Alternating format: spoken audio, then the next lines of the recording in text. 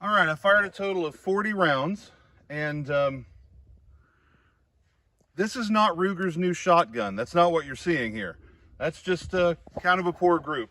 A few of these I would call flyers, and I could tell, you know, when I fired one, I said, man, that's going to be to the left. There's one of these that's going to be low. This one I didn't call at all. I mean, but if we talk about 1, 2, 6, 7, yeah, 7 flyers, if we really call this the group, well, that's an okay group. And having 20% of them flyers, does that represent my poor shooting? In some cases, yes. Does it represent poor ammunition quality? In some cases, yes. I could tell when I was firing that some cartridges weren't as loud as others and weren't giving as much recoil, so some of them were underpowered. Inconsistency like that and inexpensive rimfire ammo is very common. But mostly what this reflects is my inability to shoot much better than this. 40 rounds, most of it was single action. And that's not terrible. I mean, I'm still almost all in the A zone, over 90% in the A zone. But 15 yards, you know, I could do better. The pistol itself so far has had no malfunctions.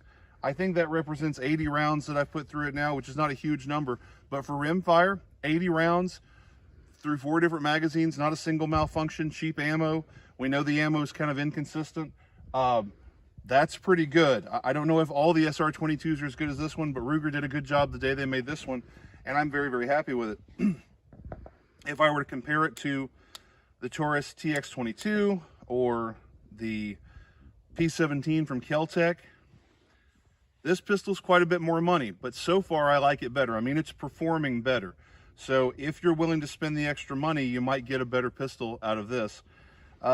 Broadly speaking, of the 3 right now, I probably still like the KelTec best, at least for the money. I'm cheap, so I'd rather buy a less expensive gun, but I have to admit, Ruger did a great job with this one.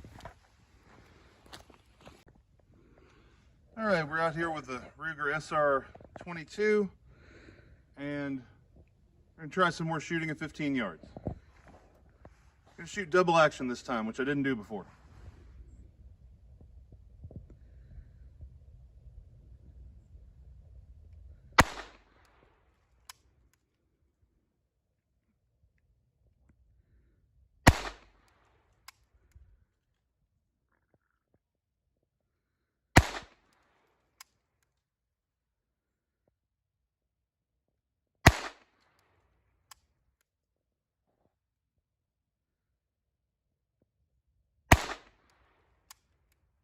See how I did. All right, we clearly have some vertical stringing here, and I'm just going to call that a flyer, but I mean 15 yards, if we call this the group, double action, I'm pretty happy with that.